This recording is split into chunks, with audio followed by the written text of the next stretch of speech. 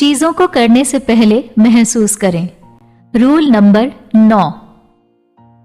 क्या आपने कभी किसी ऐसे क्रिकेट खिलाड़ी को देखा है जिसके ऊपर आखिरी गेंद में अपनी टीम को जिताने का दबाव होता है? आप क्या सोचते हैं कि वो खिलाड़ी उस क्षण क्या सोचता होगा? उस वक्त उस खिलाड़ी का दिमाग अपनी अधिकतम क्षमता के स्तर पर होता है। वो खिलाड़ी उस वक्त अपने आसपास चल रही हर छोटी से छोटी चीज के बारे में भी जानकारी रखता है। उसके कानों के पास से जा रही हवा की गति, सामने वाले गेंदबाज के चेहरे के हाव भाव, चाल, गति, इन सब पर उस बल्लेबाज की नजर होती है। ये परिस्थितियां ही ऐसी होती हैं कि उस खिलाड़ी के लिए कोई भी कदम उठाने से पहले उन्हें महसूस करना बेहद जरूरी हो जाता है। लेखिका का एक और दोस्त है रिचर्ड, जो लंबी मैराथन में हिस्सा लिया करता है। न्यूयॉर्क में होने वाली एक महत्वपूर्ण मैराथन के लिए रिचर्ड काफी समय से अभ्यास कर रहा था, मगर उस मैराथन के कुछ हफ्तों पहले ही एक चोट के कारण उसे अस्पताल में भर्ती होना पड़ा था। डॉक्टर ने उसे कुछ हफ्तों के लिए आराम करने को कहा और किसी भी प्रकार की हलचल करने से सख्त मना कर दिया।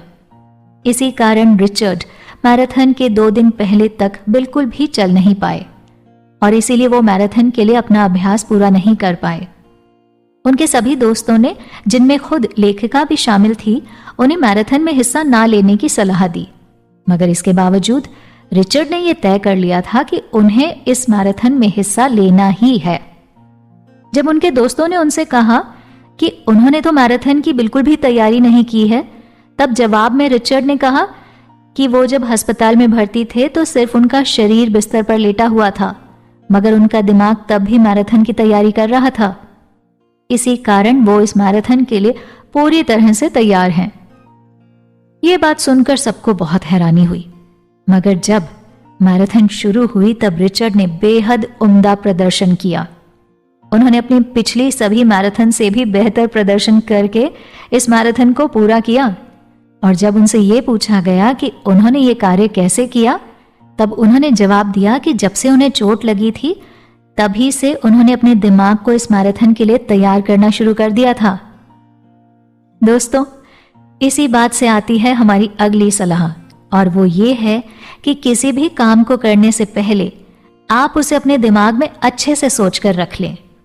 आप उस कार्य को किस तरह से करने वाले हैं, इस चीज को आप बार बार अपने दिमाग में सोचें।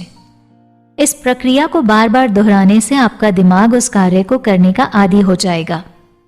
आप हमेशा ये सोचें कि आप लोगों से बात करने में बेहद सहज हैं। आप हमेशा आत्मविश्वास के साथ चलते हैं और आप लोगों को बेहद ध्यान से देखते हैं। जब आप लगातार ये चीजें अपने दिमाग में सोचेंगे, तब आपका दिमाग थोड़े ही समय में इस चीज को अपना लेगा और फिर आपका शरीर भी इसके अनुसार ही कार्य करने लगेगा।